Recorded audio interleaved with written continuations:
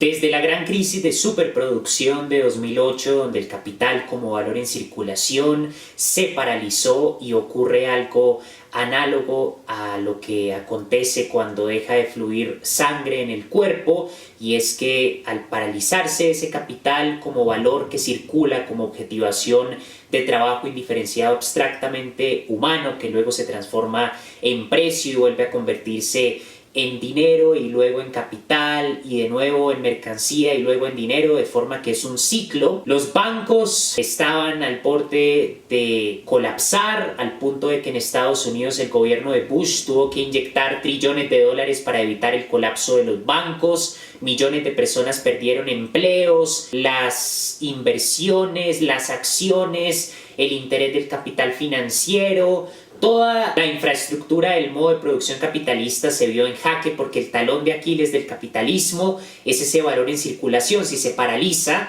fruto de un desfase entre la producción de mercancías y el consumo, se produce mucho más de lo que se puede consumir al punto de llegar al paroxismo de una crisis. Entonces el sistema colapsa. Ya en 1848, en el manifiesto del Partido Comunista, Marx y Engels hablan de lo que es una crisis de superproducción y utilizan la metáfora de un mago que ya no puede controlar las fuerzas que conjura del infierno, fuerzas que se salen de su control. Y precisamente en el capitalismo el desarrollo de las fuerzas productivas, la capacidad productiva del trabajo, la sustancia generadora del valor, que es el trabajo indiferenciado abstractamente humano, la tendencia que disminuye la tasa de ganancia fruto de la plusvalía absoluta, todos estos elementos se unen en el marco de una producción cosificada, enajenada, en el sentido de cómo entiende la enajenación el joven Marx en los manuscritos económico-filosóficos del 44, y toda esa enorme capacidad productiva se emplea no para satisfacer las necesidades reales de las mayorías, sino para responder a los intereses económicos de la clase burguesa, de los propietarios del capital.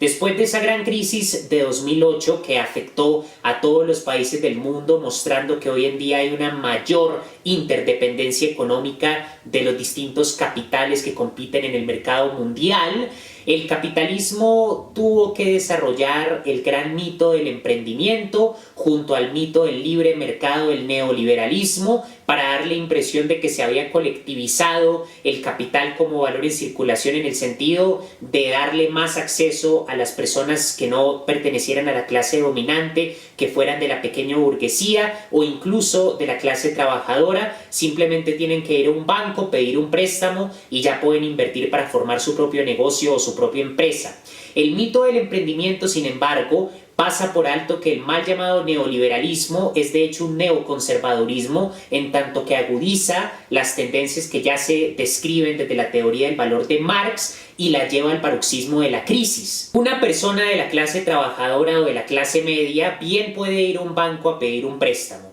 Se compromete a pagar ese préstamo con intereses, porque la ganancia que obtiene el capital financiero son los intereses. Dentro de cierto tiempo utiliza ese dinero que le cede el capital financiero para fundar un negocio o una empresa. Pero ¿qué sucede? Resulta que los mercados están regulados por la competencia, a menos de que nos estemos situando en un monopolio en donde se habla de precio de monopolio. El mercado está regulado por la competencia. Los capitales con mayor composición orgánica, es decir, con mayor desarrollo tecnológico, mayor calificación de los obreros, mayor tecnología, producen mercancías más rápido en menos tiempo, y por lo tanto acontece una transferencia estructural de plusvalía de los capitales con menor composición orgánica, con menor desarrollo tecnológico, hacia los capitales más desarrollados, y esa transferencia de plusvalía se traduce en un empobrecimiento de los capitales menos desarrollados con menor composición orgánica, lo cual se traduce en la necesidad de una mayor explotación de los asalariados que trabajan en esos capitales empobrecidos, y esa transferencia estructural de plusvalía llega a producir la liquidación, en el peor de los casos, de los capitales que simplemente no pueden mantenerse en la competencia. Si uno, por el contrario, en el caso excepcional de que logre invertir el dinero que le cede el capital financiero mediante el préstamo en una empresa que resulte rentable, entonces, si no es destruido por la competencia, va a ser asimilado por los grandes propietarios del capital. Van a comenzar a comprar acciones de esa empresa y finalmente van a comprar la totalidad de la empresa, la van a absorber y la van a añadir a sus negocios dominantes. De manera que el mito del emprendimiento presupone que simplemente con el dinero que cede el capital financiero, con un préstamo, es posible invertir una empresa y hacer dinero, como si hacer dinero dependiera únicamente de la creatividad, de la inteligencia o incluso, en el caso más absurdo, de la actitud de las personas. La razón por la que las personas son pobres, dicen los grandes empresarios del marketing,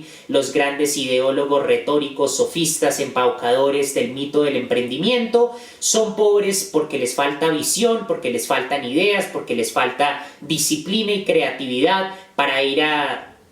que el capital financiero les ceda un préstamo, invertir y fundar su empresa. Sucede que la competencia entre capitales es a muerte y los capitales tecnológicamente más desarrollados llegan a extraer plusvalía de los capitales menos desarrollados. Luego los negocios que abra un integrante de la clase trabajadora que luego pase a la pequeña burguesía, simplemente van a transferir plusvalía a los capitales con mayor composición orgánica, se va a empobrecer y su empresa o va a colapsar en el caso de que quede liquidada, o simplemente se va a mantener a duras penas dando más ganancias de lo que se invierte a duras penas, pero esas ganancias se van a distribuir en el marco de la distribución de la plusvalía, que se distribuye como ganancia para el capital industrial, como renta para el capital mercantil y como interés para el capital financiero. El mito del emprendimiento, por tanto, se deconstruye fácilmente si se aplica la teoría del valor de Marx y se ve que el mercado en el capitalismo está basado en la competencia. Asimismo, criticando la noción del neoliberalismo de mercados de libre intercambio, ¿cómo se puede hablar de libre intercambio cuando el proceso mismo de producción del capital implica la apropiación de un valor excedente no remunerado en el salario, que es el costo de la fuerza de trabajo y que es vida humana del productor objetivada en un cierto tiempo de trabajo en la producción de una mercancía? Ese valor se transforma en precio y si uno resta el precio de la mercancía cuando es comercializada en el mercado con el costo de la fuerza de trabajo, que es el salario, más el costo de los medios de producción, que es el dinero que invierte el capitalista, encontrará la cantidad del valor excedente dependiendo del sector de la economía y dependiendo de la industria, que es lo que Marx llama la plusvalía. La plusvalía, por lo tanto, es la causa de la explotación en el capitalismo. Los propietarios del capital se apropian de ese valor excedente, no lo devuelven en el salario y lo distribuyen desde la competencia. Luego, si el proceso mismo de producción del capital se basa en la explotación del hombre por el hombre, la clase dominante se apropia de ese valor excedente,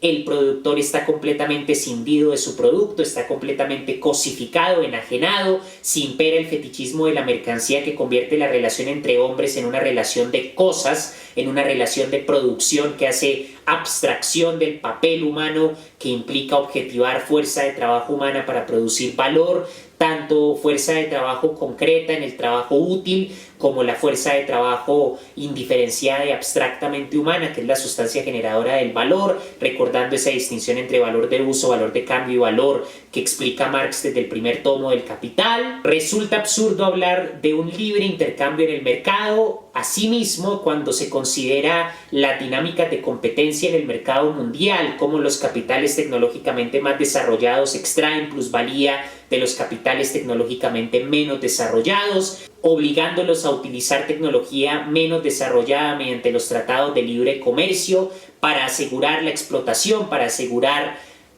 la acumulación estructural de ese valor excedente que hace empobrecer a las burguesías de la periferia y hace que esas burguesías empobrecidas de la periferia exploten más al proletariado. ¿Cómo poder hablar de libre intercambio, de mercado de libre comercio, cuando lo que hay detrás de ese fetichismo, de esa obnubilación ideológica, es la explotación del proletariado,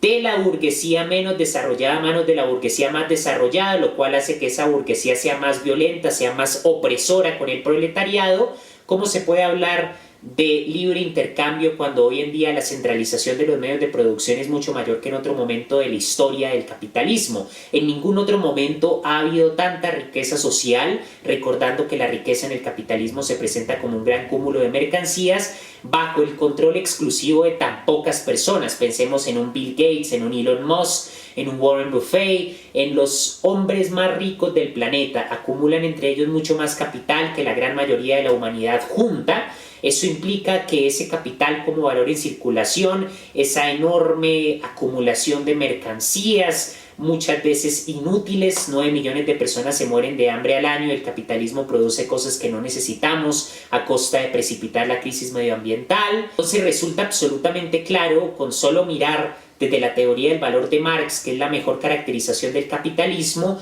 por qué el neoliberalismo es en realidad un neoconservadurismo. Es conservar agudizando las tendencias de explotación, de cosificación y de lucha de clases del capitalismo.